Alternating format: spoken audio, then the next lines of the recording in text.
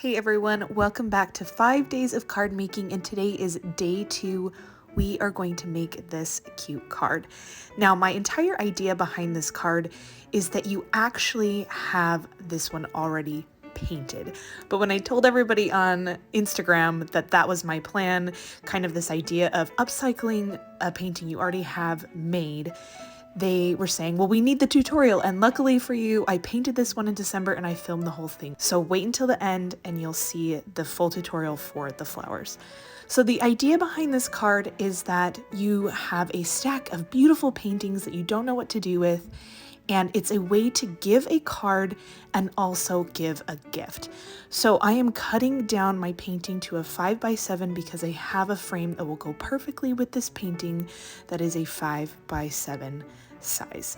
So how I do this, it's obviously pretty straightforward, but I take a little bit off each side so that I can make sure the painting is centered and one side isn't longer than the other and kind of at an awkward length. And this cutting tool that I have has a measurement along the top so I can see when I hit 5 inches and when I hit 7 inches. You could of course leave the edges deckled and have them hang it or frame it in another way, but since this whole idea is to be able to frame the print, I'm showing you how to trim it down to size.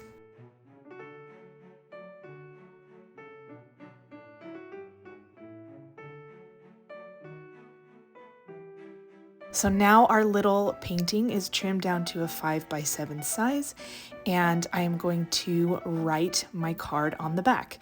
So I really love this idea because I have a lot of paintings lying around and I'm never sure what to do with them.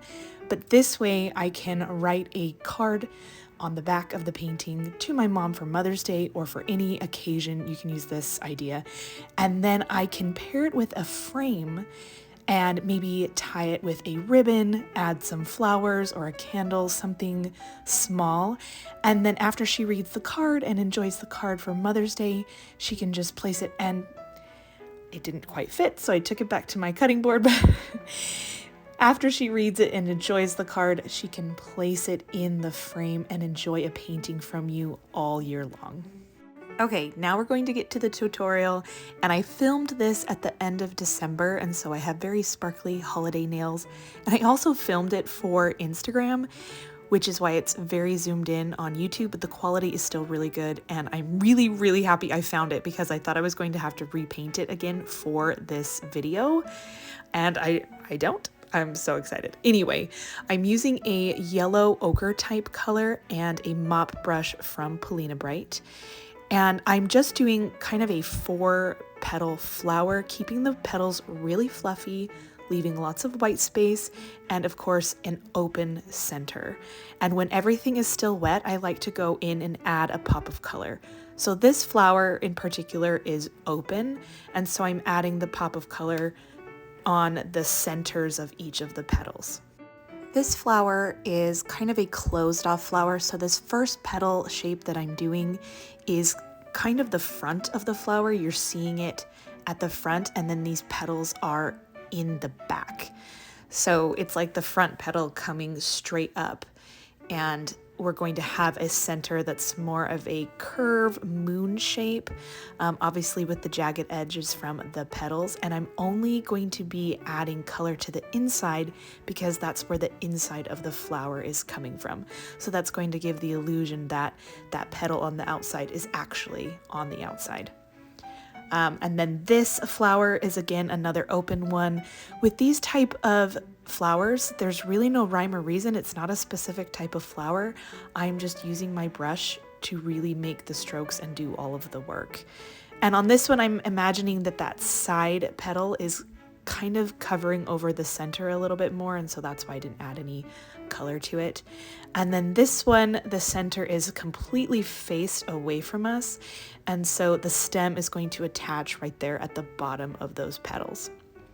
And so I'm just really going to let everything dry from this point so that we can add our greenery and not have too much blending. For the greenery, I kept it really simple, really thin, light strokes, a nice dark olive green color. And I know I've talked about this in previous videos, but not everything has to be connected. keep things light and organic, and the eye will just connect those dots, especially with this loose style. So for the leaves, I use the very tip of my brush with light pressure at the beginning. I push down hard on my brush, drag it, and then lift up at the end to create that tip. So that's really how I create these leaves. You could always just outline them and fill them in if that's easier for you to get that shape.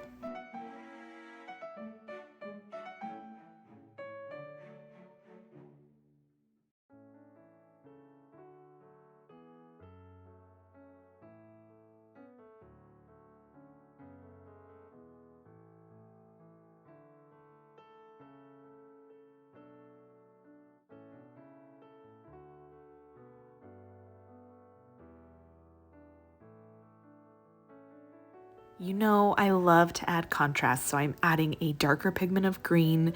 This really helps the eye create shadows and gives the entire painting a lot more depth. It makes everything stand out and pop. Anytime you can have a contrasting dark color with a lighter color, your eye will be definitely drawn to that. It'll be very appealing.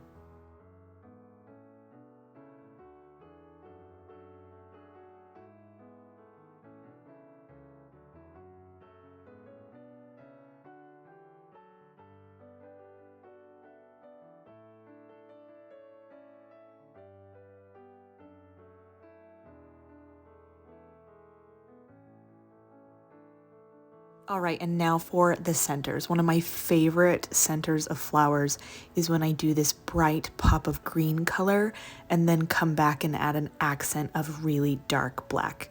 So there's really no specifics to it. I'm adding the green, and then I thought it was too perfect.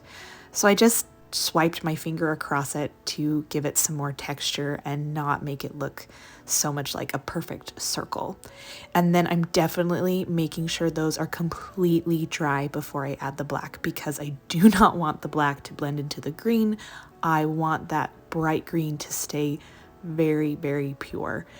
And less is more. I'm doing tiny little dots of black, almost to signify like the green is the stems of the little filaments that are in the middle of the flower, and then the black are the little tips. And this is the finished product. I hope you enjoyed this tutorial for the flowers, but remember, my original idea is that you can grab any painting you already have, cut it down to fit a frame, write a beautiful note on the back for any occasion, and it does double duty with card and gift. I'll see you tomorrow for day 3 of our 5 days of card making. Bye.